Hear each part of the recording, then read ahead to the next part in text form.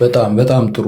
ስለዚህ ሥላሴ በከበሩ መጽሐፍቶች እንደተነገረው ዓይን፣ ጆሮ፣ እግር፣ ሌሎችም እንደተባለው አካል አላቸው።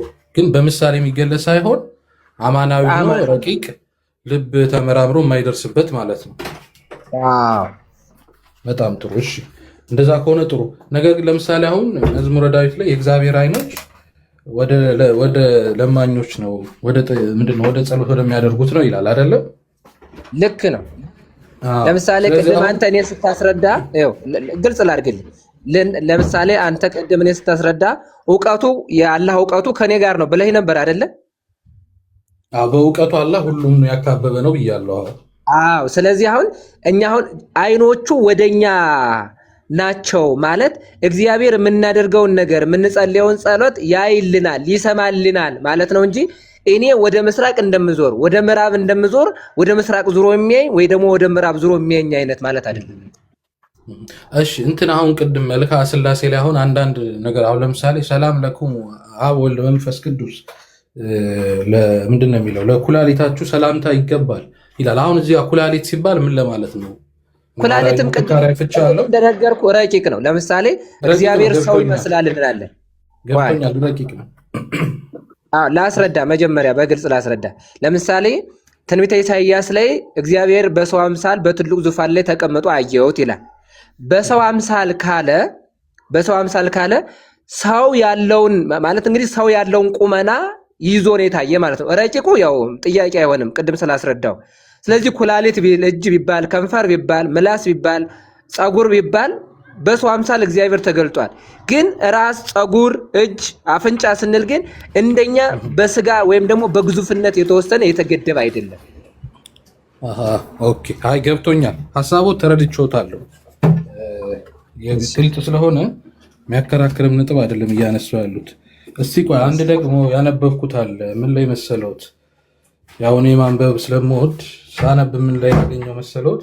መልካ ጳራቅሊጦስ ላይ መልካ መንፈስ ቅዱስ ላይ ምን ይላል? ሰላም ለአጋሪከ እለ ይረውፅ በክቡአት ሰረገላት ይሆን ንፋስ ወአፍራ ሲሆን እሳት ጳራቅሊጦስ አንተ መንፈስ ሁሉ ህይወት ይላል። እዚህ ጋር አሁን ጥያቄ ሰላም አይጋር ማለት እግሮች ማለት ነው። እግሮች ማለት እለ ይረውፅ አለ ለሚሮጡት። አሁን እዚህ ጋር አማናዊ ነው አጋሪ ከሚለው አይጋሪ ከአማናዊ ነው። እለ ይረውፅ ማለት እኔ እናንተ እንደምንሮጠው ሳይሆን ያንተን ልመና ለመቀበል ነው። የኔን ልመና ለመቀበል ልክ አሁን ሰው ሩጦ ከሆነ አደጋ ከሆነ እንትን ያወጣል አይደለ? ልክ እንደዚያ ፈጥኖ የሚያድል ለማለት ነው እንጂ እኔ እንደምሮጠው ሩጫ ወይ ደግሞ አንተ እንደምትሮጠው ሩጫ የሚሮጥ አይደለም። እግር የተባለው ልክ ነው፣ ከኛ ሩጫ የተለየ ነው። ስለዚህ መንፈስ ቅዱስ ጸሎትን የሚሰማ ሩጦ የሚደርስ እንደማለት ነው። አዎ በዚያ ልክ ነው። ኦኬ በጣም ጥሩ። ከዛ ውጭ ደግሞ ምን አነበብኩ መሰሎት? እቺ ነገር እንደው እቺ ጥቅስ ቀለሜንጦስ ላይ ያለች ጥቅስ አለች። ምን መሰሎት የምትለው? እቺን ነገር ቢያብራራት ጥሩ ነው። ለምን ብዙ ተመልካች አለ እንግዲህ ወደ 400 ሊገባ ነው። እርሶም መምህር ስለሆኑ የቤተ ክርስቲያኒቷ እንደዚህ ግልጽ የሚያስተምሩ መምህሮች ግን ቢመጡ ጥሩ ነው። ማለት እኛ አንከራከርም፣ መጽሐፉ ላይ ያለውን አምኖ እንደዚህ ነው ብሎ ይናገር ማለት ነው። ቆይ ላውጣው አንድ ጊዜ ጥቅሱ። እሺ መጽሐፈ ቀለሜንጦስ ምዕራፍ 1 ከቁጥር 35 ላይ ምን ይላል መሰሎት? እሺ እግዚአብሔር ከምድር ትንሽ አፈርን ከመላ ምድር ውሆችንም ጥቂት ጠብታን ከነፋሶችን ጥቂት ነፋስን ከዋይ እሳትም ጥቂቷን አጠራቅሞ በመዳፉ መሃል ሰብስቦ ያዛቸው። እግዚአብሔር አባታችንን አዳምን ከነዚህ አራቱ ደካማዎች ፈጠረው። አራቱ ኃይል የሌላቸው ናቸው። ይህንን ያደረገው ፍጥረታት እንዲታዘዝለት ነው። መሬት ሰው ሁሉ እንዲትገዛለት፣ ውሃ በውሃ ውስጥ የሚንቀሳቀሱ ሁሉ እንዲታዘዙለት፣ ንፋስ የሚነፍሰውን ሁሉ ለማሽተት ይችል ዘንድ፣ እሳት በዋይ እንዲጠነክርና የሚረዳውን ኃይል እንዲያገኝ። ስለዚህም እግዚአብሔር ልዑል አባታችንን አዳምን በተቀደሰች እጁ በአርአያውና በምሳሌው አድርጎ ፈጠረው። ይህም ያደረገበት ምክንያት አዳም ጥበብን ነቢብንና እውቀትን ሁሉ እንዲቀበል ነው ይላል።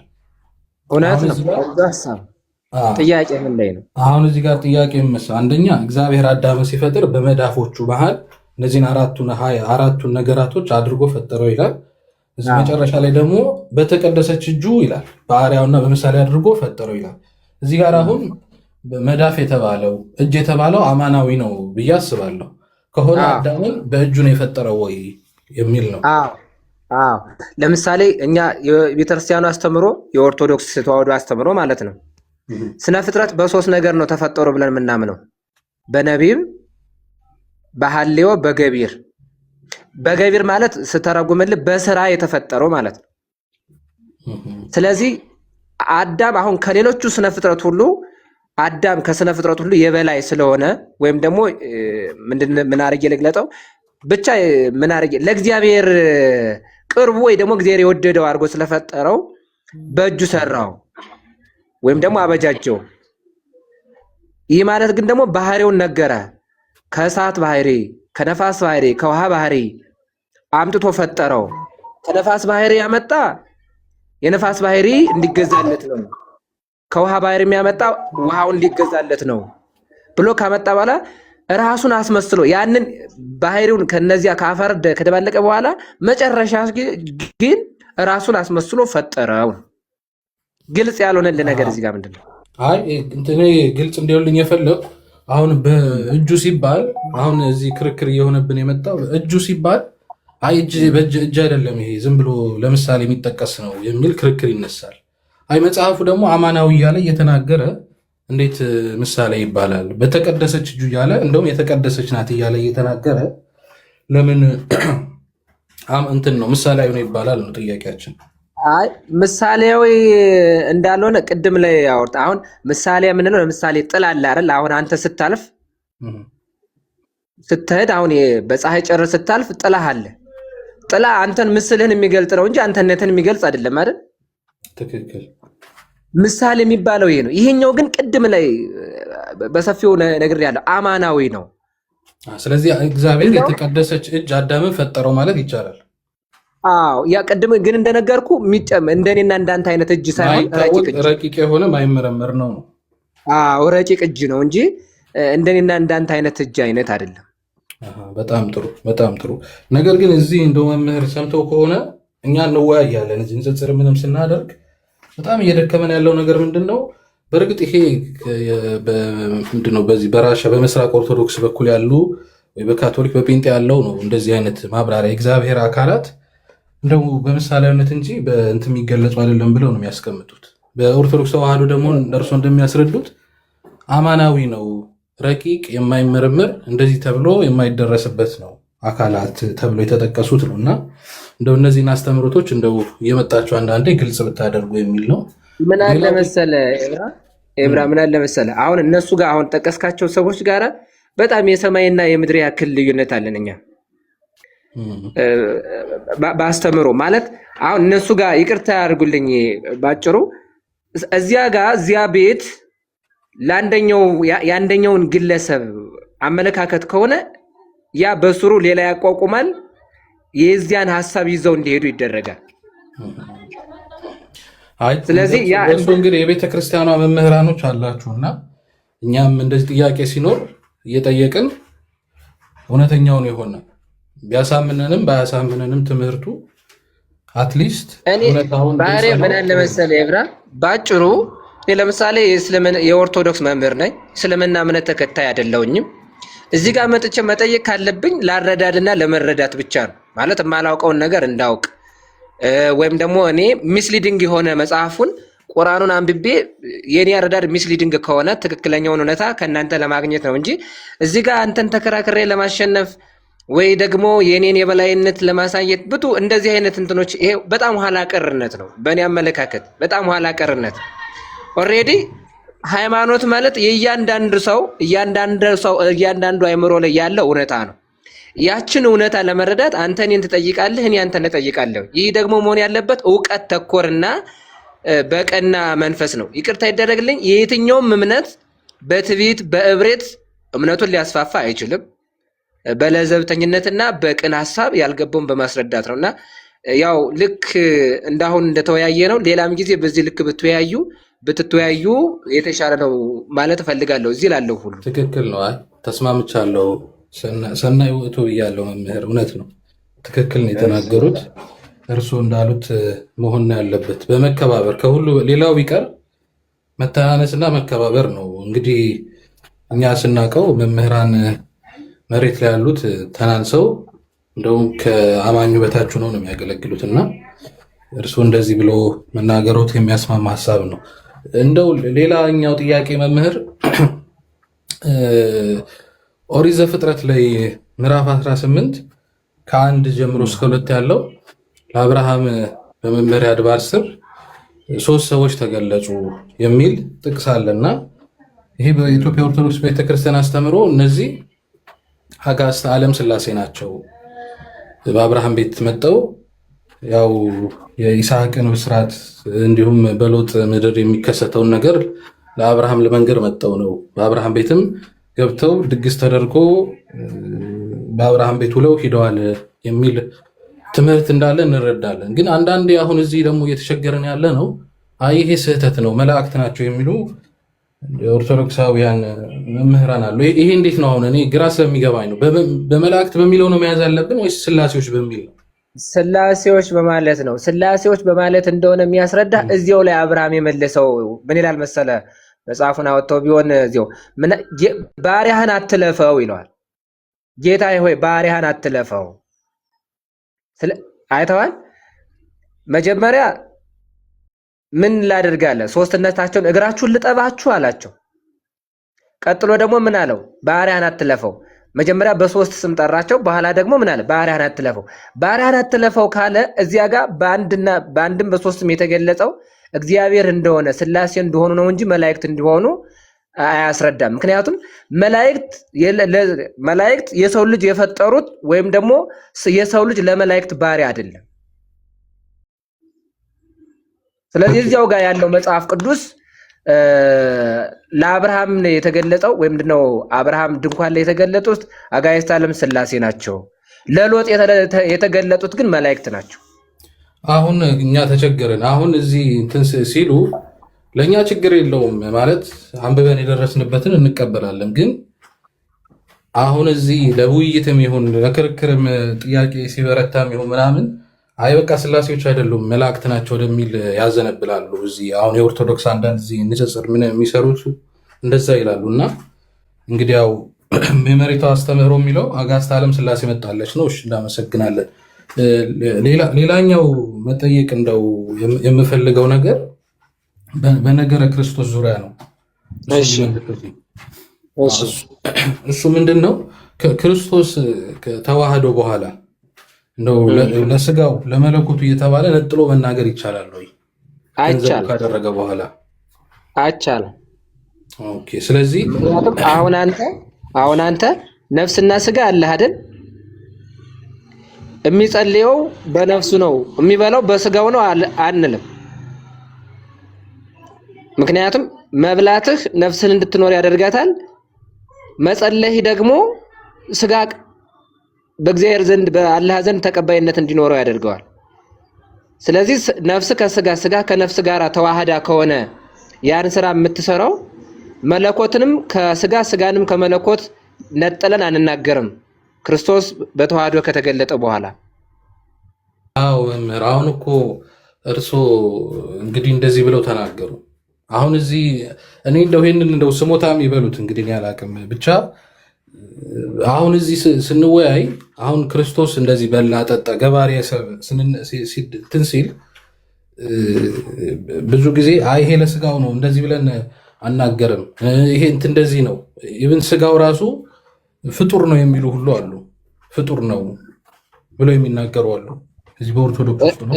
እዚህ ጋር አንድ ነገር ግልጽ ላል አንደኛ ሰዎች የሚያነሱትን ሁሉ እነዚህ ያነሱት ሁሎችም ትክክለኛ የእምነቱን የሃይማኖቱን አስተምሮ ያውቁታል ማለት አይደለም። ማለት ተነስቶ እዚህ አንዱ ሐሳብ የራሱን ሐሳብ ሊያስቀምጥ ይችላል። ለምሳሌ ማረግ አላችሁ ሊኖረው ይችላል። ለምሳሌ አንተ አሁን የእስልምና እምነት ተከታይ ነህ አይደለ? ትክክል። ግን የእስልምና እምነት ተከታይ ሁሉ የሆነው ስለ እስልምና አብራርቶና ገልጾ ማስተማር ይችላል ይናገራል እንዴ? አይ እሱማ አስተማሪ ብቻ የተማረን መናገር የሚችለው።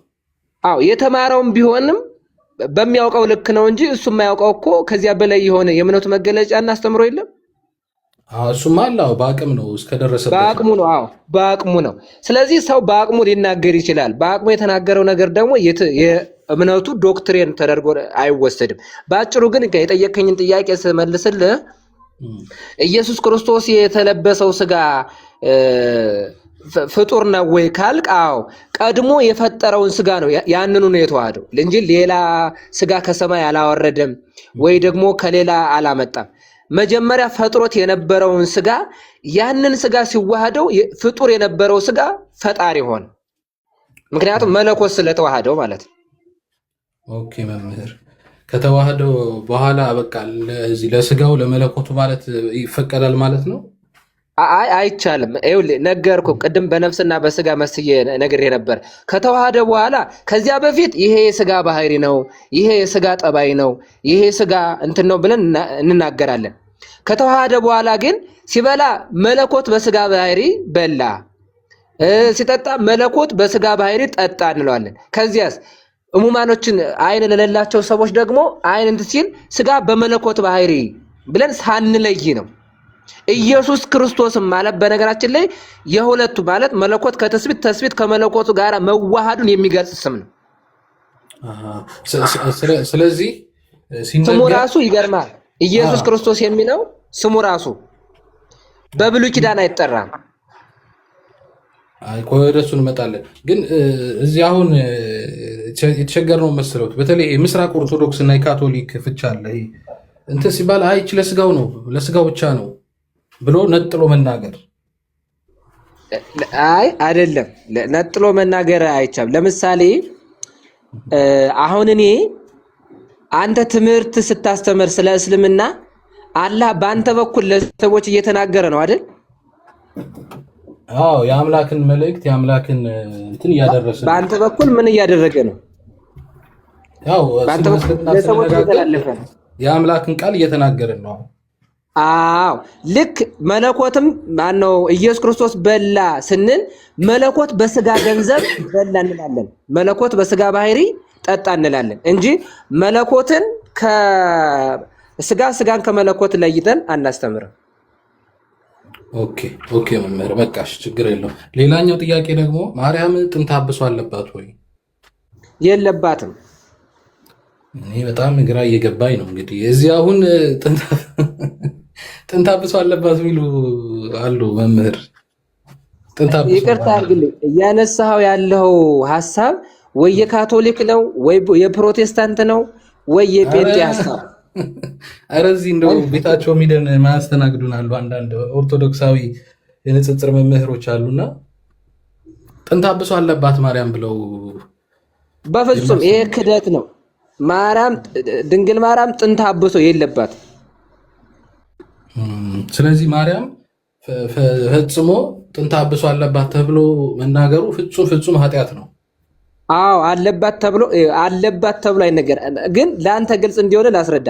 ለምሳሌ አዳም ኃጢአት የሰራ መጀመሪያ 7 ዓመት ከ40 ቀን ኃጢአት ሳይሰራ ቆይቷል። ይሄ የእናንተንም ቁርአን ይመሰክራል። ቁርአኑ ይመሰክራል። በል አዳም መጀመሪያ እንደተመጣበታለን መምህር። እሺ ይቀጥሉ፣ የእርሱን ይቀጥሉ። እሺ መጀመሪያ የእውነትን ነው ያንተን ካንተ ሰማለሁ። ማነው 7 ዓመት ከ40 ቀን ቆይቷል። 7 ዓመት ከ40 ቀን ከቆየ በኋላ አዳም ከፈጣሪው የተሰጠውን ትእዛዝ አልጠበቀም፣ ኃጢአት ሰራ። በዚያ ምክንያት አዳም ወደቀ። ያቺ የማርያም ስጋ ወይም ደግሞ የማርያም ባህሪ ከየት የመጣች ናት ካል በመንፈስ ቅዱስ በእግዚአብሔር ኃይል አዳም ኃጢአት ከመስራቱ በፊት ከነበረችው ባህሪው በእነ አብርሃም በእነ ይስሐቅ በእነ ያዕቆብ እቅፍ አስቀምጦ ምን አልፋ ሐናና ኢያቄም ላይ ስትደርስ ተገለጠች። ለምሳሌ አንድ ዛፍ የሚያብበው ቅርንጫፉ ላይ ነው። ግን አበባው የሚጀምረው ቅርንጫፉ ላይ ብቻ ሳይሆን ስር አለው፣ ግንድ አለው፣ ቅጠል አለው። ስሩን፣ ግንዱን፣ ቅርንጫፉን አካቶ ነው አበባው ላይ የት ላይ እዛፉ ጫፍ ላይ የሚፈነድቀው። ልክ እንደዚህም ሁሉ ከአዳም ባህሪ ጥንተ አብሶ መርገም ያልነካት ባህሪ በእነ አብርሃም በእነ ይስሐቅ በእነ ያዕቆብ እቅፍ ከመጣች በኋላ ሐናና ኢያቄም ላይ የተገለጠች ድንግል ማርያም ጥንተ አብሶ መርገም የሌለባት ብለን ነው የምናስተምረው እኛ። እንግዲህ ይሄ የመሬቱ ኦርቶዶክስ ተዋህዶ አስተምሮ ከሆነ ጥሩ ነው። እዚህ እንግዲህ አንዳንድ መምህራን ተብለው በድቁናም በቅስናም ደረጃ ያሉ ናቸው እንግዲህ እንደዚህ የሚሉት